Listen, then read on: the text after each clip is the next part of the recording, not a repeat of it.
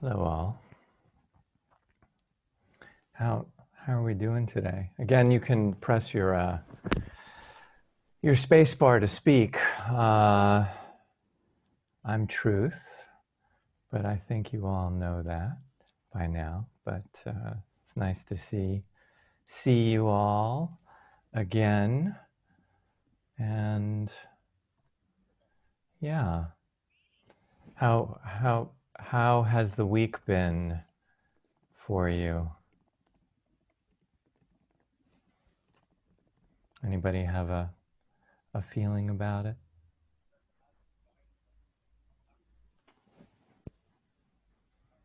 Up, down, sideways? Nobody has anything they want to say? Yes, Sharon, go. Hmm? I'm not hearing you, hon. You cannot hear me? Oh, there you go. Go ahead. Okay. Yeah, tapping into more silence, and but it goes up and down. I had like a session this morning, somebody facilitating me, and it took an hour. Usually we exchange half an hour each with the work, Bar and Katie work. So I already had like a really deep sink in. She held space for me for an hour, and I got two key things that was blocking my throat, and that was kind of the grief of not having been able to share and process grief when it was there with others. So it's still stuck in the system but it's not the grief of the loss, but the grief of not being able to share the grief with others, like having a ceremony or being present when the ceremony was there. Yeah. Being frozen when the possibility to share the grief was there. Yeah. So it was a lot in the throat. And also like almost like a spiritual crisis inside. Somebody could call it a midlife crisis. But I could really feel deep into my bone today like a spiritual crisis. Am I allowed to be here as a human and choosing and to be so determined to follow the breadcrumbs to go find my way home? To not compromise on that, to not, what will it cost? Will it cost me to be like lonely like this, that we kind of are now? So this situation gives me permission to sink more in and to really follow the small signs and the impulses, to sink deeper within and to connect more with me. And I can feel the inner fight, am I allowed to do that? Is it safe to do that as a human? What would be unsafe about connecting with oneself?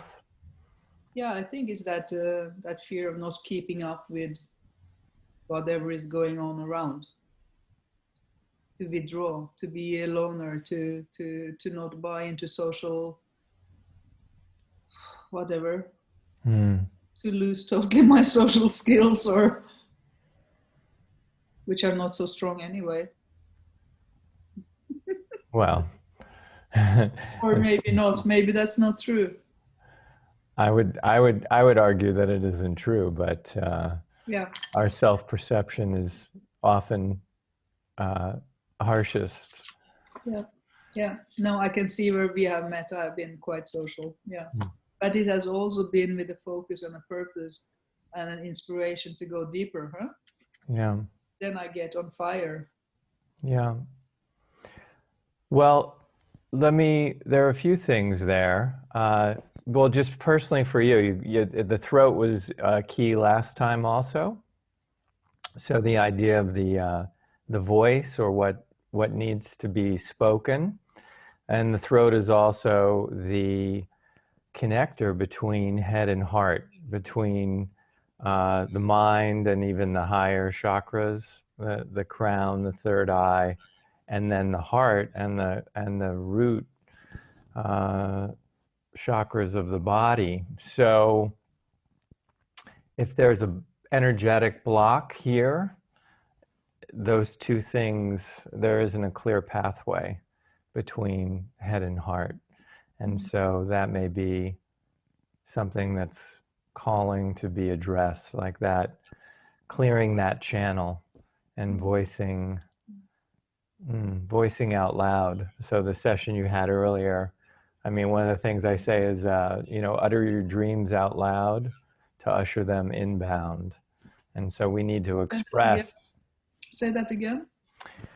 Usher our dreams aloud to speak our dreams aloud to usher them inbound. So it's one thing to hold the intent and to have our goals or map, but we need to speak it out loud, even if it's to ourselves, because the words are the spells that conjure the magic of manifestation, healing included. So, when we're spelling words, words are spells. And so imagine a sorceress or a magician, Merlin, without the incantation, just waving his hands or her hands without speaking the spells. And so speaking, communicating the spells is essential to usher in the manifestation, the healing that otherwise it's just in our head, and it may be we're receiving it, the inspiration from above, but we need to ground it in the body. So the voice part, that's at least one aspect of what you were speaking about. Does that? Yeah, and to just share more spontaneously, thinking. And I can also feel just voicing it that now the fear of not fitting in or, totally going on my own path and getting lost in the outer world is less just from voicing it. Yeah. I could feel more curiosity, but maybe I'm have this special labyrinth that is just for me, and it's like, wow, I can just fully be on my own little trip. Well, and we're all on solo journeys. We're all actually walking the path alone, but we're walking it alone together. Yeah. So, thank you. Yeah, you're welcome. Thank you. Well, this touches on a number of things. We'll see what comes through in the meditation, but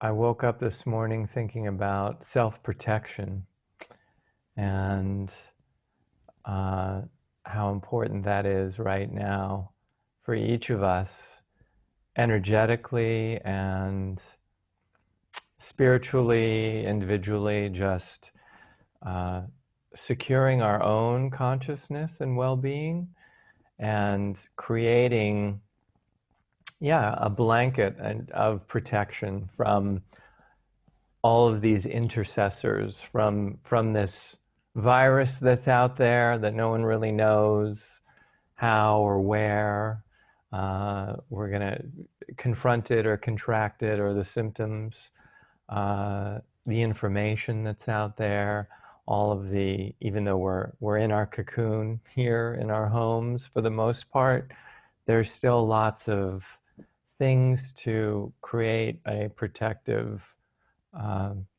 not wall, but a protective membrane, so to speak, around ourselves. And so that's what I'd like to focus on today. So we'll start meditation unless someone has anything else they'd like to kind of call in that we can all bring into our intention. Are we good?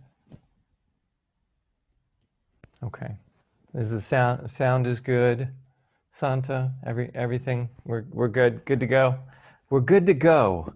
Let's dive into our meditation. Ooh. My quartz rang the tone.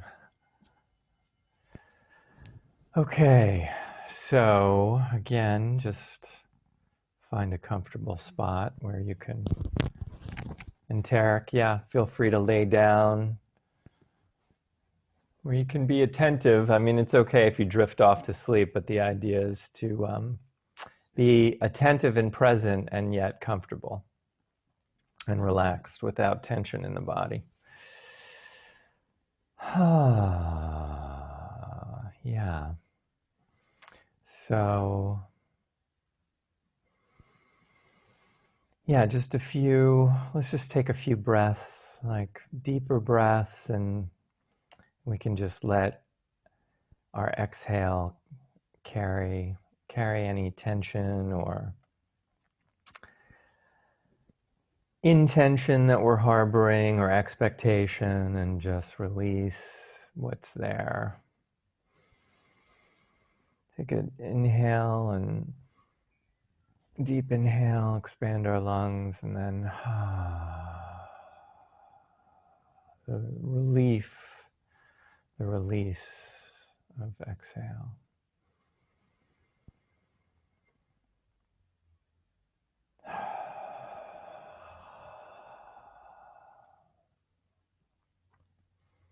Okay, one more breath, and then I'll sound the tone of the singing bowl.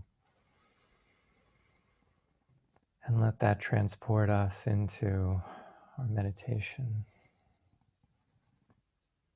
Here we go.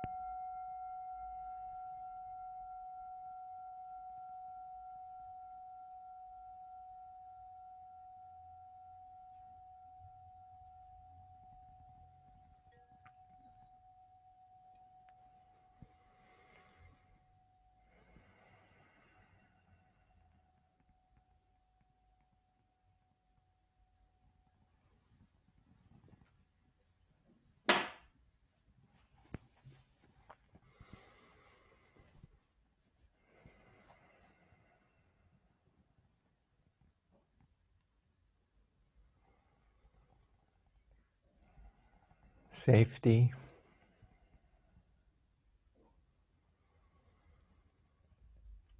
Our own personal safe zone. An envelope of security and protection.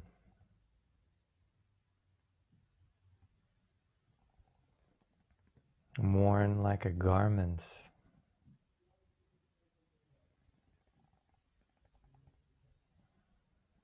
It's both comfortable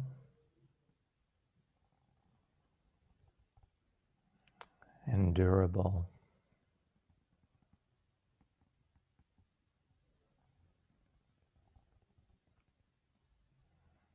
Keeps us insulated and protects us from the elements outside, and yet offers comfort like a warm blanket, soft covers,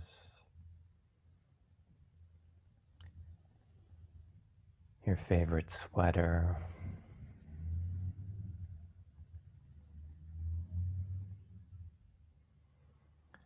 or the arms of your parents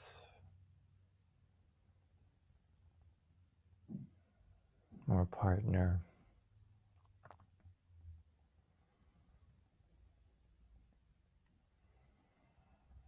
And like a hug you might give to yourself.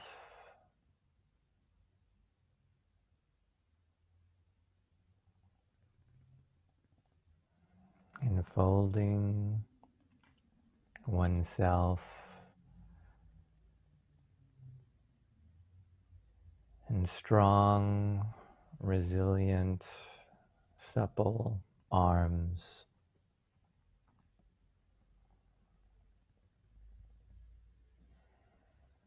Welcoming and sturdy.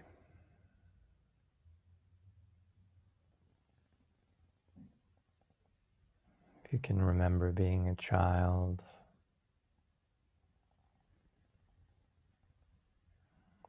and sitting on your parents' hip with their arms around you, holding you to them.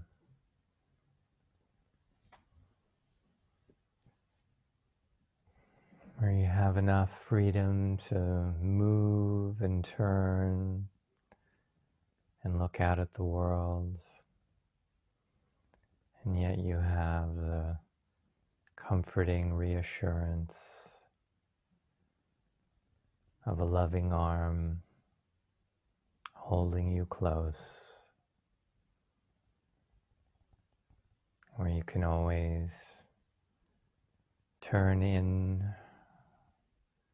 and nuzzle the neck and throw your own little arms around that of your parent, your mother or father, who love you unconditionally.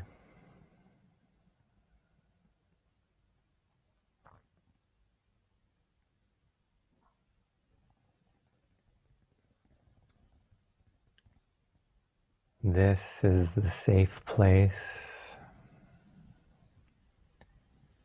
into which we all can go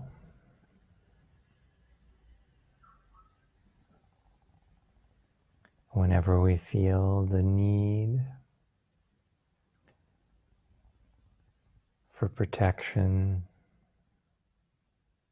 or comfort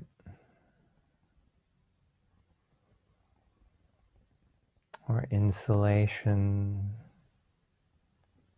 from all of the scattered, noisy, busy inputs of life.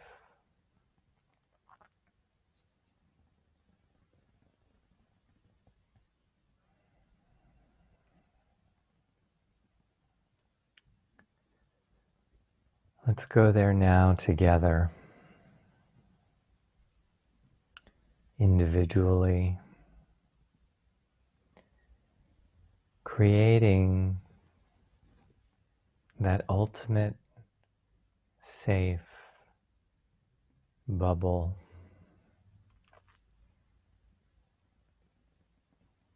or membrane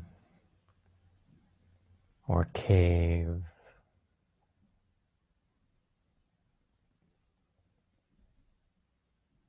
a little vessel that fits us perfectly, a little capsule that holds a perfectly supportive seat or cushion,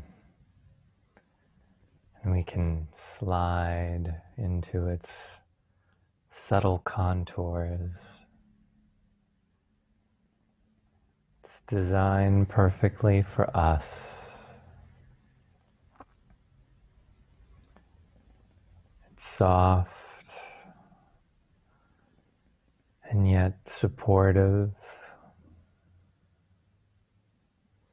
It meets us precisely where we are. It rises to greet our weight.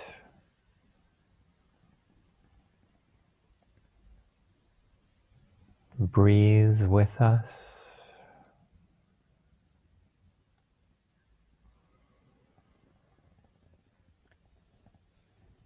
Receives the subtle rising and falling of our respiration.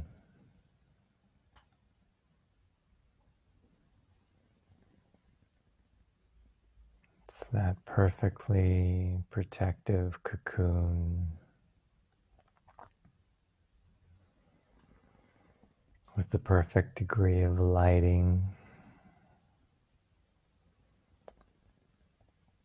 Just seems to glow at exactly the right temperature. Maybe it's an orange light or a golden light or a green light.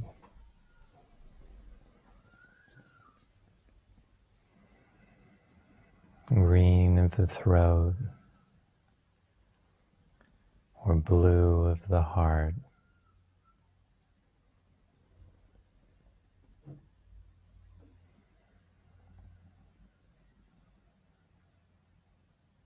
Whichever mood we're feeling seems to dim or brighten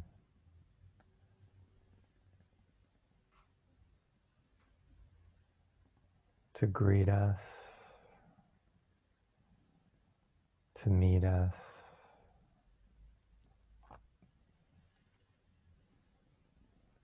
And to draw us where it knows we need to go.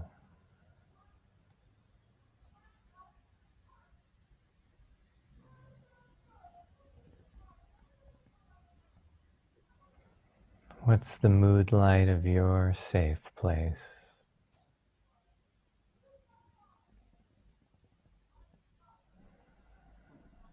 Does it have a hum that accompanies it?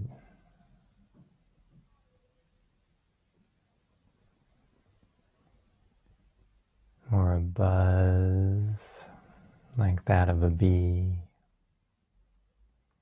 that's natural and calming?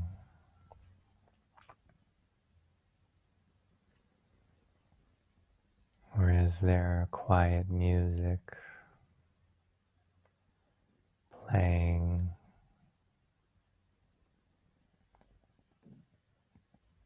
Does it surround you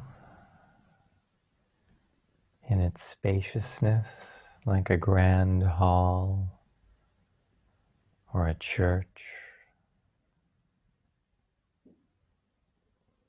Or is the music playing as if on headphones, proximate, nearby?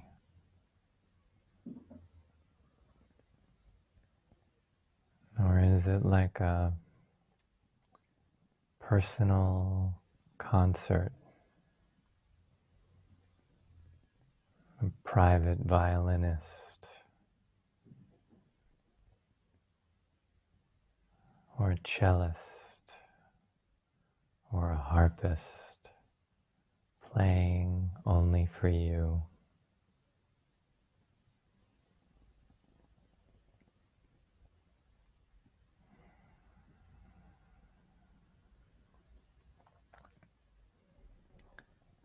Or is there a symphony rising from within you?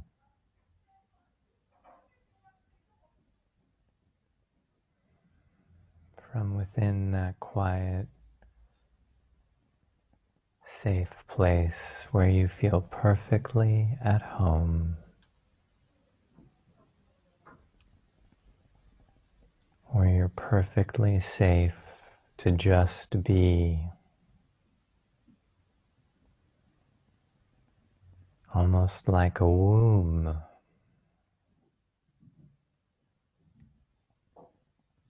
where you can hear the passers-by or the sounds from outside, but they only reach you as if through the depths of the water,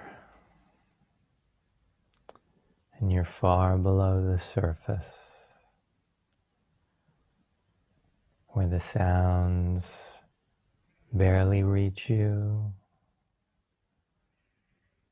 and the light barely reaches you,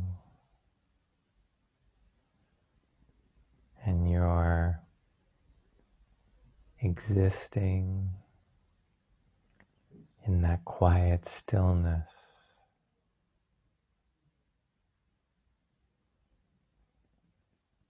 Almost as if diving deep into the ocean, where you can feel the temperature of the water decrease as you descend, and you have a big, refreshing breath of oxygen to carry you. And you reach the point, it's almost an atmosphere below.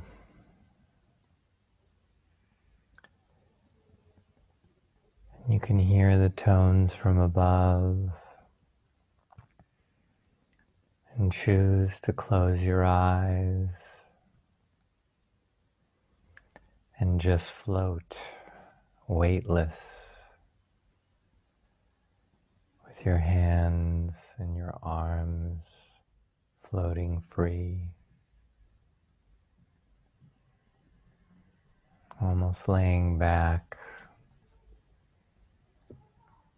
into the darkness, feeling the life of the water moving around you and the quiet currents and the gradations of temperature moving past. Life is vibrant, but muted in the quietude.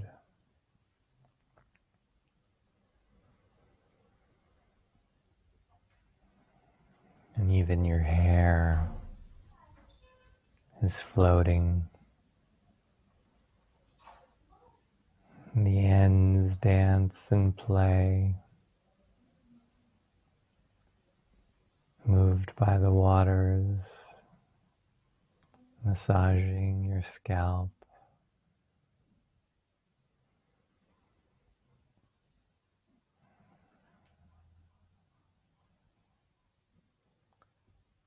You can feel the dance of the currents across your face, your eyelashes, your lips.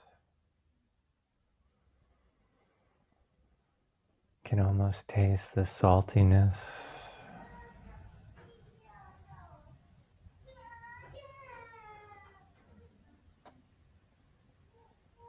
And just feel into this floating weightlessness.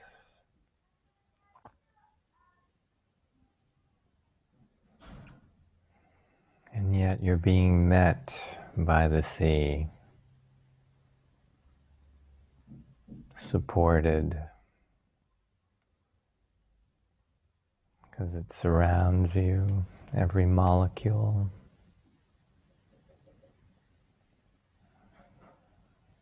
It's holding the outline of your humanness, and yet moving with you.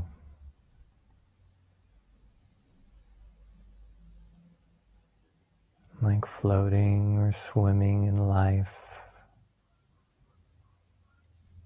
the vibrant sea of activity.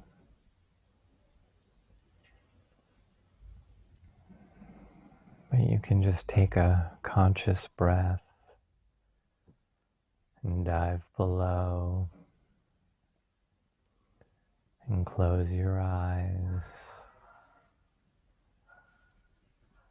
and enjoy the permission of returning to this safe home space at any point in time.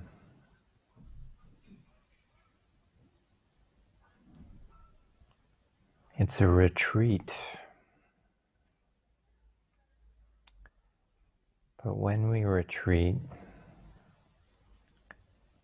it's not falling back. It's not a surrender. It's just a reconnection.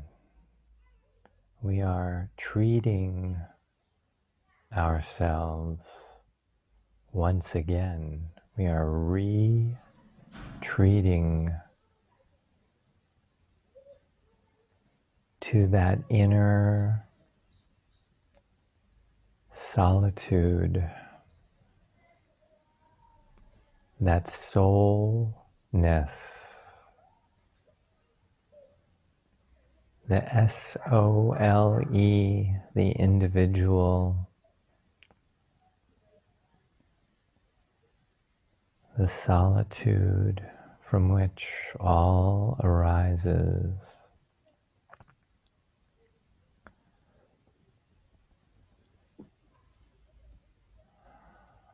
It's an aloneness, but not a loneliness.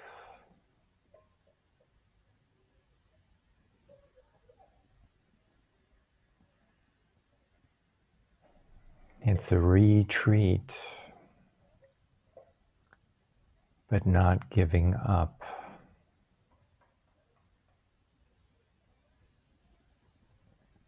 It's giving in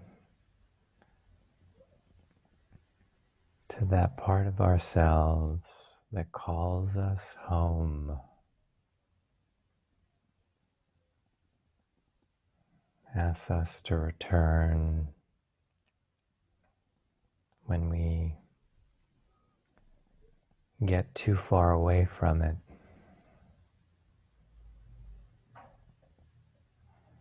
It's like a golden tether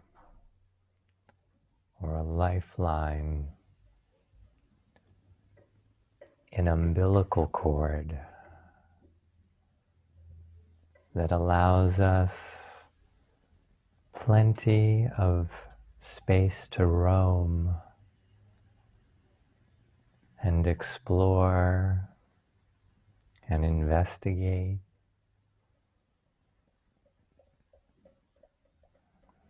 But we can always feel that security of being connected to the home within ourselves. Even if we find life a labyrinth, a maze, and we're turning corner after corner,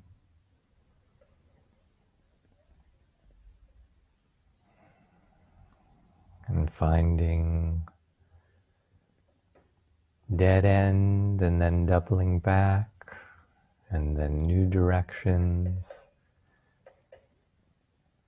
And at times we might feel lost or so far from that center of the labyrinth from which we ventured out.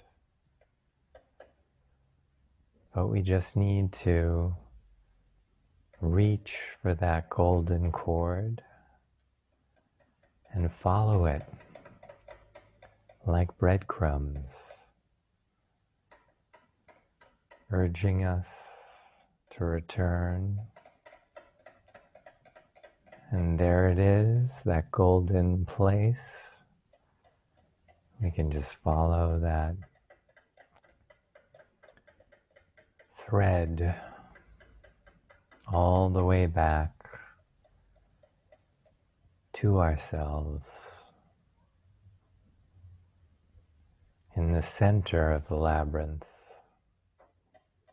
at the heart of the maze, at the core of our being, in our own personal womb.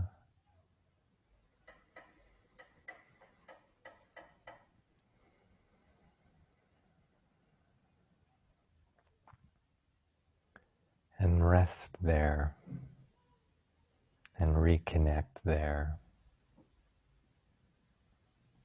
knowing that the maze is still there, and there are many infinite, unexplored directions still awaiting us.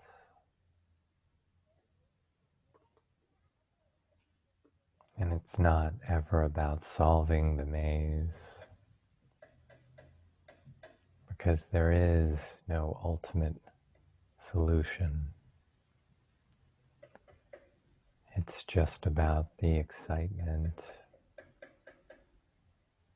of stretching and extending that golden umbilical through as many pathways of the maze as we desire to explore.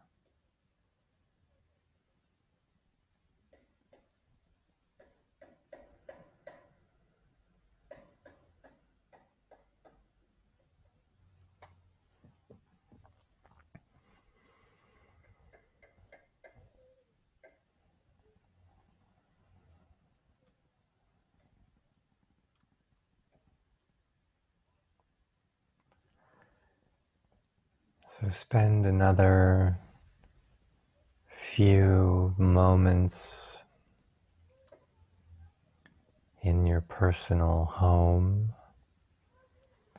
whatever the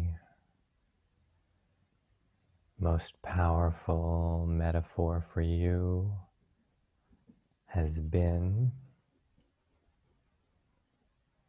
At home at the center of the maze, or lying in the contoured cockpit or pod, or floating in that ocean-like womb.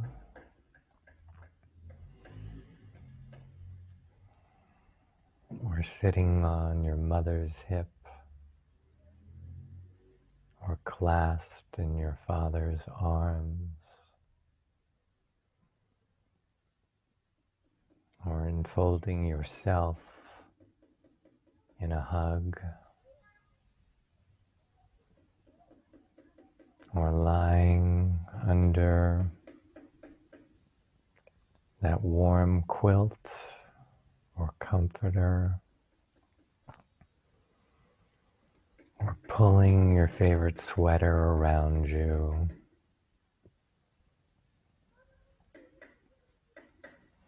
stepping into that most safe, comfortable, nurturing envelope of home.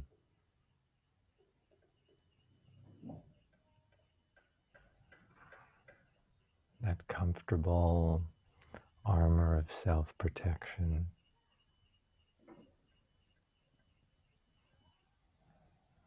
That is your true golden nature.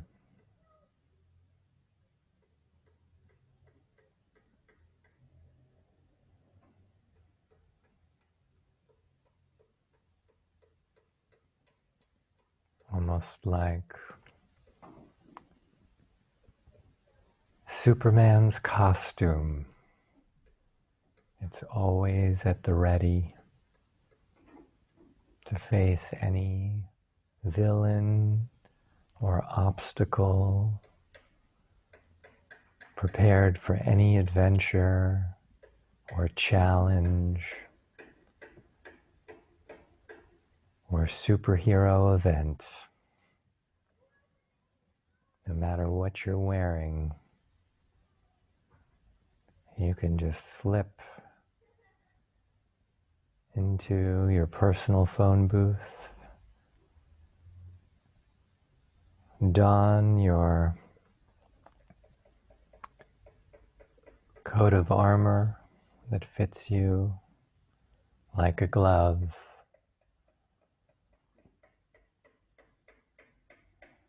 and emerge to face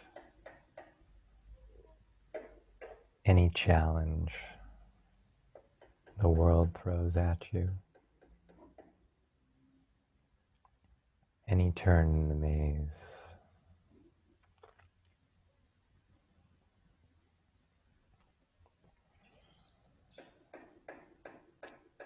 Any twist in consciousness.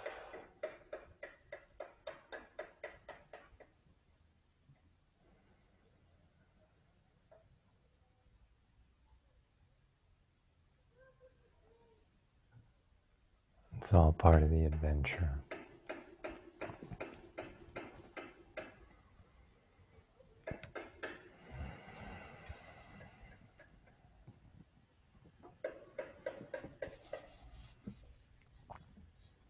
Let's follow the singing bowl back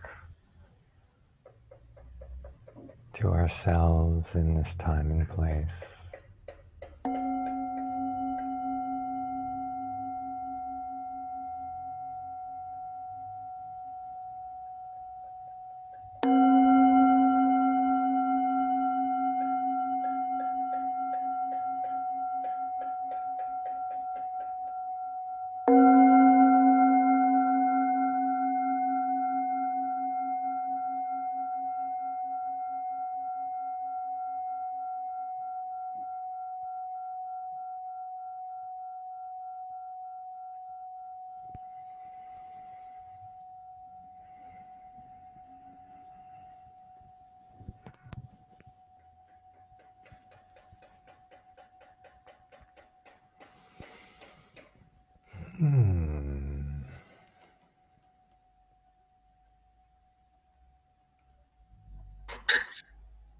Hello.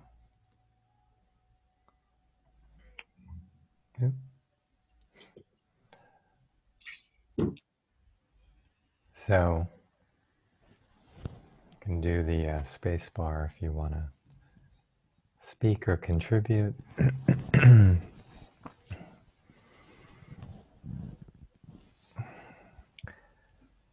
Yeah, I'll just say for me, it was it's like starting with just the narrative thread of what Sharon had shared and all the different possibilities for, finding that safe pod,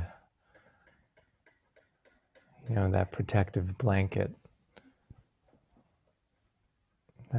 that we can just kind of don. I mean, there's so many powerful metaphors, like a shield or a force field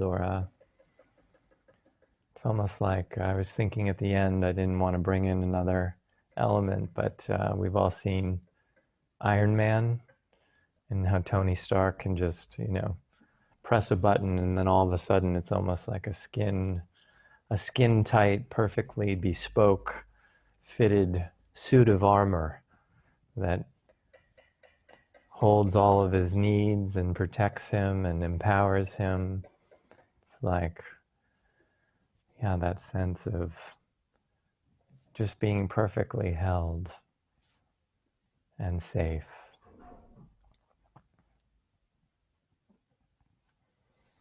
Would anyone like to share from their visualization or experience?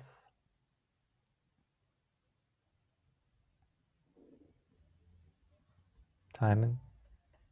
Yeah. Hey. I felt very warm.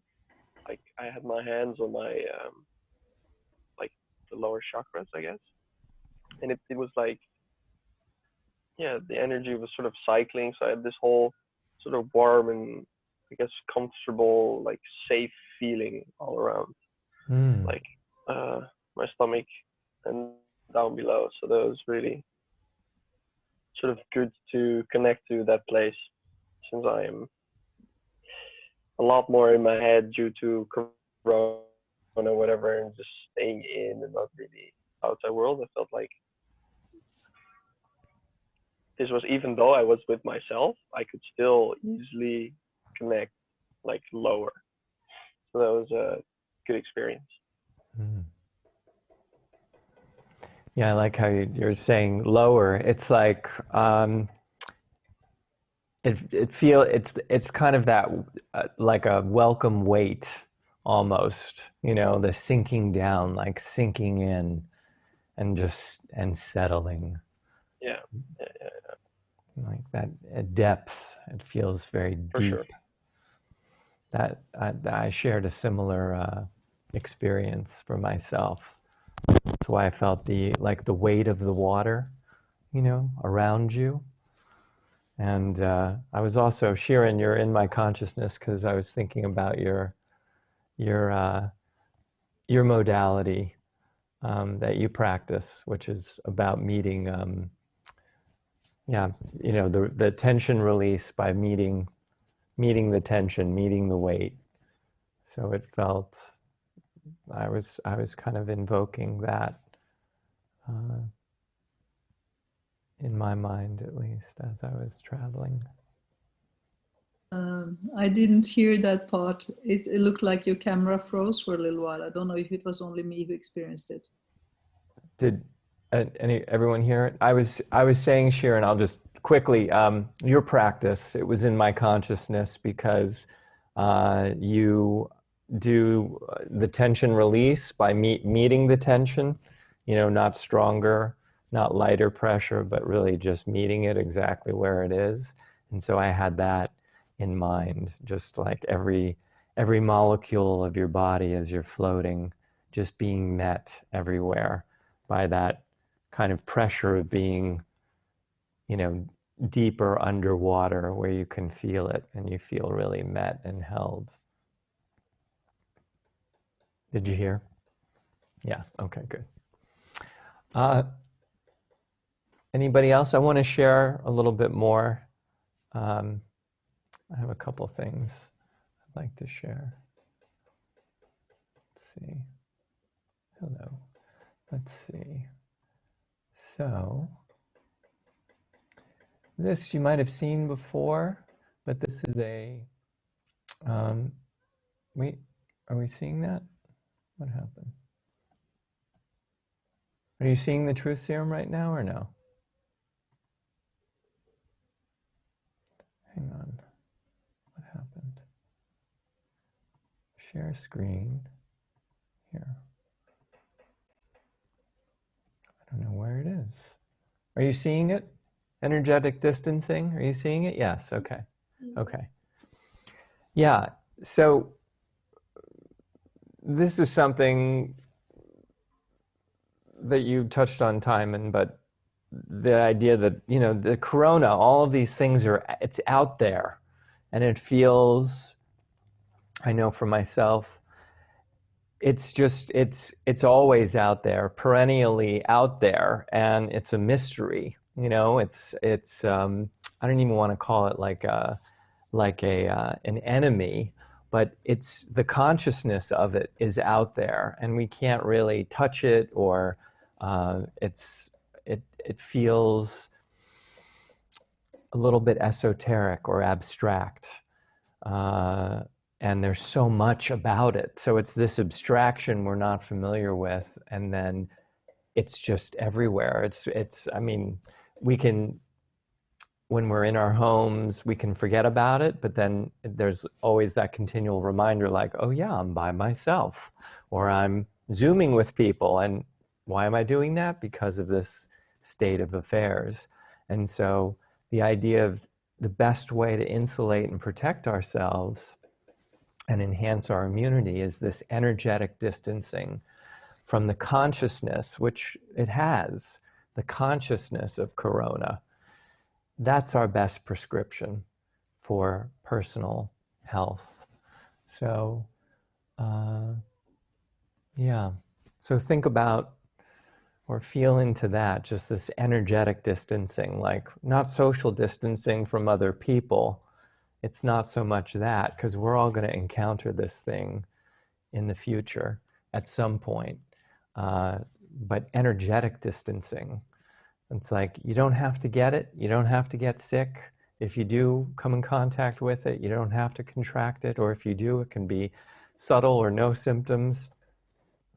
So just energetically distancing yourself by going into that protective layer of the self, I think is really our best prescription right now. And then with all of our relationships, we're interacting in different kinds of ways, and through Zoom, and also confronting, maybe if we go to the supermarket, how people are giving us funny looks if we're too close, or when we walk in, you know, they're telling us, oh wait, you need to grab one of the baskets because they're counting them, and so things have shifted a bit in the way that we're interacting personally. And so I'd like to share a chapter from my book, which I will also put on the screen. So I'm going to read it, but you can read along if you like. So this is again from my book, How to Succeed on Purpose. And this, I don't know if you know Mary Oliver. She's a beautiful poetess. And so this idea of wild and precious, it's from one of her poems, A Summer's Day. So you can just read along or close your eyes or whatever you like. But here we go. Wild and precious. Your one wild and precious life is sacred. Protect it with everything you've got. If one does not foster the circumstances that encourage honor and respect from others, then one is encouraging circumstances that will allow for diminishment, disparagement, and disregard of oneself. Old habits die hard. Allowing mistreatment to become a habit makes it more and more difficult to break that habitual behavior in another. It also becomes harder to break one's own habit of expecting less. Human beings are pliant. We can get used to anything, but that doesn't mean we should. We must train others to treat us in the manner in which we wish to be treated. Otherwise, they will become accustomed to treating us as they desire to do so, which is usually by default. Default being their set way of being, doing, and acting in the world. It's their unconscious manner, their autonomic behavior toward others, which is a reflection of their attitude about themselves. We can elevate our own status by establishing the type of treatment we deserve from others. The first way to do this is to treat ourselves well. We can't honestly and fully honor another unless we know what it feels like to honor ourselves, to pamper ourselves, to cater to our own needs, to feel taken care of, to feel dignified and respected. In setting our own example, we are establishing the blueprint for how we desire to be treated, for how we insist on being treated. Anything less than we deserve should be rejected. Anything that meets our standard should be accepted with grace and gratitude, appreciation, and reciprocity. Trading oneself for another, substituting one's own standards for another's, is a foolhardy endeavor. Suffering at the expense of others, letting others transgress our boundaries, is unhealthy. It should make us angry, furious, and that ire is a sign our thresholds have been crossed. If we don't set our own standard, then the standard will be set by someone else, typically the standard by which they treat themselves, and far too many treat themselves poorly. They feel they don't deserve much, so they don't expect much.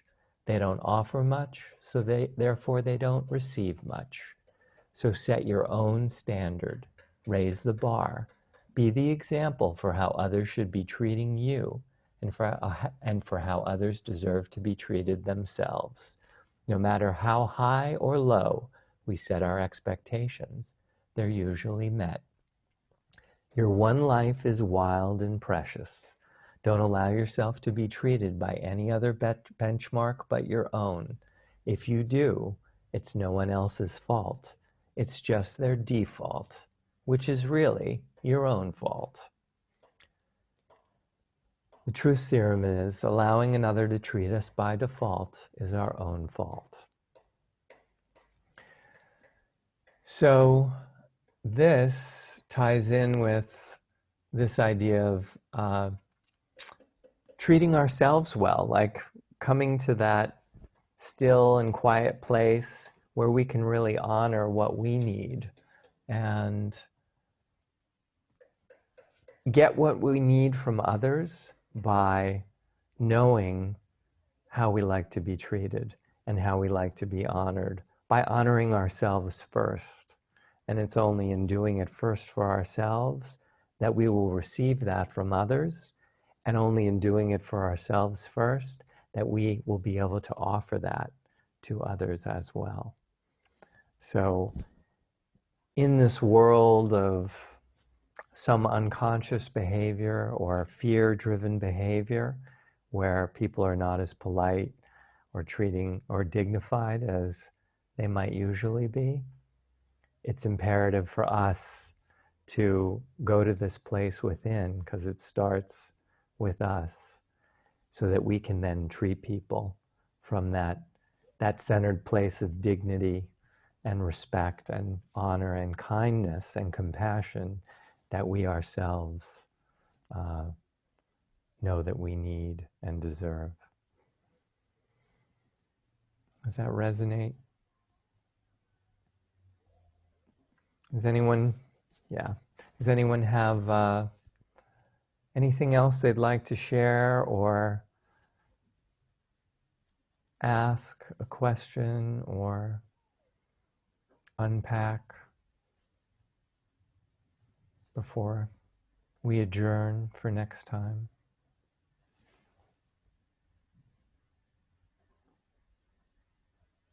Yes, Sharon, please. Yeah, my connection dropped for a second. Oh, mm-hmm. But like the truth serum in the book, I feel like people sort of, or a lot of people don't really take responsibility, right? Because you say like, it's your own fault. Say people treat you in a certain way or things happen. So I think that's important. I think more people should know that and live by that. Yeah. Yeah, thank you for that. And the idea is that if you're mistreated, like the first time out, it's not your fault. But the whole idea is training others to teach you in the way you wish to be treated, because otherwise it can just be unconscious action. But if it's like you can do it with compassion, like, okay, you know what, I hear that, yet this is my standard. This is how I treat you, and I expect the same standard in return. And if you accept less, then ultimately it is your fault. It's not to blame, but you're responsible for that that interaction in that way. So, yeah. Yeah, I guess fault is a big word. It's more like, yeah, responsibility. Yeah. Sharon, you wanted to say? I just wanted to say thank you to you for sharing so generously and to keep up the communication and the dialogue. Thank you. Thank you. And I'm also open to, modifying the format too. So if we come together as we have been, and there are a number of familiar faces in the circle now, if we want to have a different kind of sharing or, back and forth collectively, I'm open to all of that. This is just an offering for coming together and having this communal connection so that we don't feel isolated. Because there's a difference between aloneness and loneliness. And aloneness is okay. It's the loneliness where we're really missing for the other or missing for connection. And yeah, that can lead to other kinds of feelings around it. So, anyone else? Shall we? Santa, I don't want to put you on the spot, but you're welcome to say anything if you like. Yay. Okay. All right. Thank you for this, being part of the circle of truth. I love doing this and sharing with you all and having a coalescent circular journey together in meditation. Thank you. You're welcome. You're welcome, Tarek. Tuesday, so we'll meet again on Tuesday. And I'm also I've been what I want to do is a new series. I posted the first episode where it's just me, but I'll read from the book. I'll talk on some principle that may be using the book or truth serum as a leaping off point, and then just have that on YouTube, and you can put it on the background or watch it. And I'm thinking those will be, I don't know, 15 minutes, 20 minutes maybe. So episode 1 is up, and yeah, I was talking about tuning in with one's own intuition and heart guidance. So yeah. Thank you, beautiful beings. See you next time. Thank you. Okay. Bye. Bye.